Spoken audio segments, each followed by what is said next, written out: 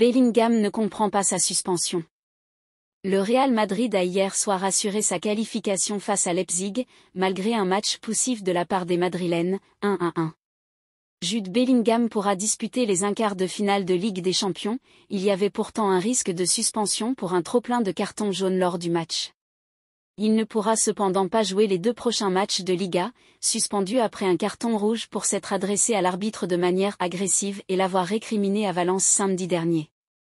À la fin de la rencontre contre Leipzig, le numéro 5 du Real a réagi à sa suspension. Je n'ai rien dit d'offensant, je n'ai rien dit de différent de ce que mes coéquipiers ont dit et je pense que parfois, parce que je suis nouveau, ils veulent faire de moi un exemple. En fin de compte, je dois être responsable de mes actes et je ne suis pas fier, mais je pense que 2 matchs pour cela est un peu ridicule, mais si c'est 2 matchs, je dois prendre mes responsabilités et j'applaudirai depuis les tribunes, c'est résigner le milieu de terrain au micro de la Movistar. Real Madrid, même les Madrilènes s'en prennent à Vinicius Junior. Le geste d'humeur de Vinicius Junior contre Orban continue de faire parler, à tel point que même chez les supporters et journalistes meringues, beaucoup n'ont pas apprécié. Plus que le résultat de la rencontre ou le contenu qui a été proposé par les 2 équipes au Bernabéu mercredi soir, le geste de Vinicius Junior, considéré par beaucoup comme une agression, fait énormément parler. Beaucoup crient au scandale un peu partout en Europe, estimant que l'ailier brésilien, qui a ouvert le score, aurait dû être expulsé par l'arbitre de la rencontre. Un geste que même beaucoup de Madrilènes ont du mal à défendre. Effectivement, ce jeudi matin, ils sont nombreux à critiquer l'attitude de leurs joueurs. Predrag Mijatovic, ancien joueur et dirigeant du club de la capitale espagnole et désormais consultant pour la Cadena Ser, a par exemple tenu des propos très durs contre le joueur brésilien. Le maillot du Real Madrid ne peut pas tolérer ce type de comportement.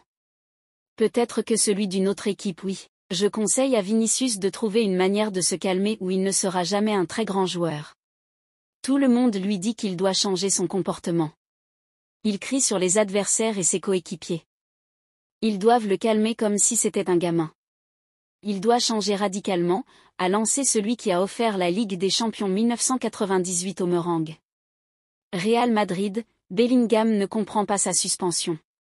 Vinicius Junior doit changer. Sur la Cadena Ser également, le célèbre présentateur Manu Carreño a tenu des propos très durs. Quelqu'un doit expliquer à Vinicius qu'au Real Madrid, les valeurs passent avant les buts. Quelqu'un doit lui dire que le respect pour l'adversaire passe avant le talent. Il doit corriger sa façon d'être totalement imprévisible. Pas uniquement pour les adversaires, mais aussi pour sa propre équipe. Quand tu portes le maillot du Real Madrid, il y a certaines choses que tu ne peux pas faire. Ce serait bien que quelqu'un lui fasse comprendre que tout n'est pas permis dans le foot, a lancé le journaliste vedette de la radio. Dans les journaux, beaucoup de journalistes s'en prennent aux joueurs de la Canarina. Quelqu'un au club doit remettre Vinicius à sa place, titre ainsi le journaliste Enrique Ortego dans Relevo, avant d'ajouter « Je sais que dans le vestiaire et dans les bureaux, ils veulent le faire sortir de cette confusion. Mais soit ils n'en sont pas capables, soit le joueur est irrécupérable. » L'arrivée de Mbappé devrait lui changer les idées, mais on dirait que ça risque de l'offusquer encore un peu plus. Même son de cloche pour Thomas Ronseau, journaliste pro-Madrid très connu en Espagne qui a repris de voler le Brésilien dans les colonnes de AS, Vinicius a été capable du meilleur et du pire. Quel est le salaire de la pépite de Manchester City Jérémy Doku? Jérémy Doku a rejoint Manchester City lors de l'été 2023. Les Skiblues n'ont pas hésité à débourser 60 millions d'euros pour le récupérer du Stade Rennais. Le jeune ailier belge s'est déjà très bien intégré sous les ordres de Pep Guardiola. Il a été l'un des gros coups du dernier mercato estival. Manchester City a réussi à s'attacher les services de Jérémy Doku, pour un montant de 60 millions d'euros. Le jeune talent belge de 21 ans a très vite réussi à s'imposer chez le dernier champion d'Europe. Manchester City n'a pas fait les choses à moitié pour s'attacher les services de Jérémy Doku. Il a quitté le Stade Rennais contre un chèque de 60 millions d'euros, lors du dernier mercato estival. Il doit toutefois encore faire ses preuves chez les Skiblues. Et c'est aussi pour cela qu'il est loin de posséder le même salaire que les cadres. D'après les informations de Capology, le talent de 21 ans touche un salaire annuel de 3 millions d'euros. Bayern Munich, Neuer entre dans l'histoire de l'AC1 et rejoint Casillas. Avec un énième clean sheet face à la Lazio Rome hier soir, Manuel Neuer égalise une légende du Real Madrid et de la sélection d'Espagne. Manuel Neuer et le Bayern Munich ont passé une très belle soirée en Ligue des Champions hier. En disposant facilement de la Lazio Rome grâce à un doublé d'Harry Kane et un but de l'increvable Thomas Müller au bout du temps additionnel du premier acte, les Bavarois ont ainsi validé leur ticket pour les quarts de finale de la compétition. Autre grand artisan de ce succès, Manuel Neuer a validé hier soir le 57e clean sheet de sa carrière dans la compétition mère des clubs en Europe. Il égalisait ainsi un certain Iker Casillas, ancien portier légendaire du FC Porto, Real Madrid et de la Rora. Une saison à oublier.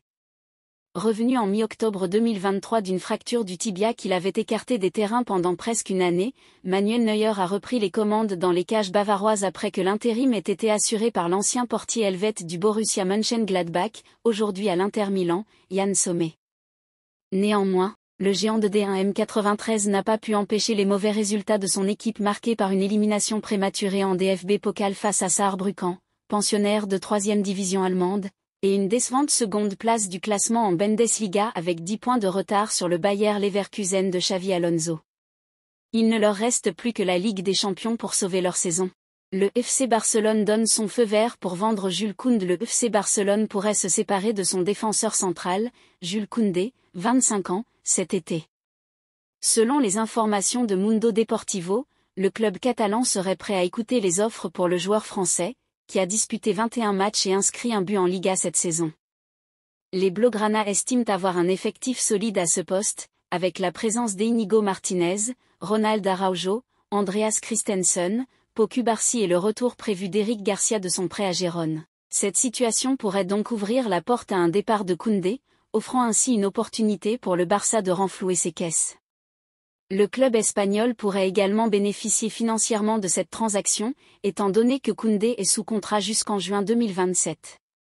Rappelons que le Barça avait dépensé 50 millions d'euros pour recruter le joueur en provenance du FC Séville à l'été 2022. Cette potentielle vente pourrait donc être une décision stratégique pour le FC Barcelone, tant sur le plan sportif que financier, alors que le club cherche à renforcer son effectif pour les saisons à venir. Barça, de grands projets pour Xavi avec Cancelo suite aux blessures de Pedri et de Jong? Avec les blessures de Frenkie de Jong et Pedri lors du match nul du Barça face à l'Athletic Bilbao, Xavi va devoir composer un nouveau milieu de terrain inédit face à Naples en Ligue des Champions. Vers une reconversion pour Joao Cancelo? Selon les informations de Sport, le latéral portugais pourrait faire les frais des blessures de Frenkie de Jong et Pedri contractées lors du match nul et vierge du Barça fait à l'Athletic Bilbao dimanche dernier. Xavi ne dispose plus que de 2 milieux créatifs avec un niveau suffisant pour aborder le 8e de finale retour de Ligue des Champions face à Naples, Ike Guindoan et Andreas Christensen. Le premier est un élément central dans la relance et la projection vers l'avant quand la reconversion du second en pivot a été un véritable succès. La reconversion de Cancelo. Pour compléter son milieu à 3, le tacticien espagnol ne peut compter ni sur Gavi, absent jusqu'à la fin de saison depuis sa rupture des ligaments croisés du genou, ni sur Sergi Roberto et Oriol Romeu, dont le niveau de jeu n'est pas satisfaisant pour une équipe qui ambitionne les premiers rôles en Europe. Le Portugais devrait donc prendre la place d'un de ces 3 joueurs dans l'entrejeu barcelonais et laisser la place, pourquoi pas, au jeune Hector Ford dans le couloir gauche de la défense, lui qui a déjà fait ses preuves avec les Blaugrana cette saison.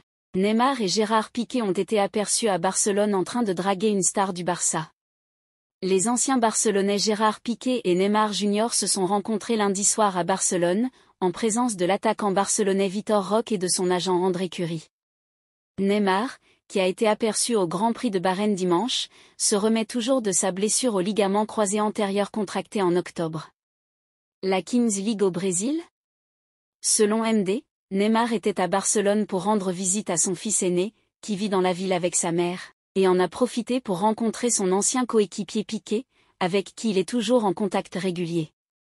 La nature de cette rencontre pourrait ne pas être entièrement sociale.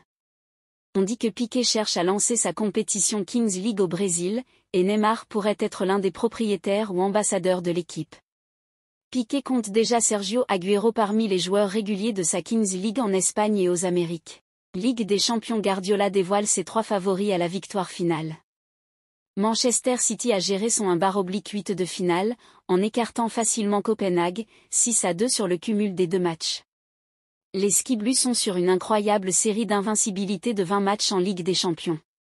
Invaincus depuis mai 2022, élimination contre le Real en demi-finale, les joueurs de Pep Guardiola s'imposent forcément comme des favoris à leur propre succession. L'entraîneur espagnol est d'accord avec cette affirmation et place également 2 autres clubs au même rang. Nous sommes une équipe qui croit pouvoir le gagner.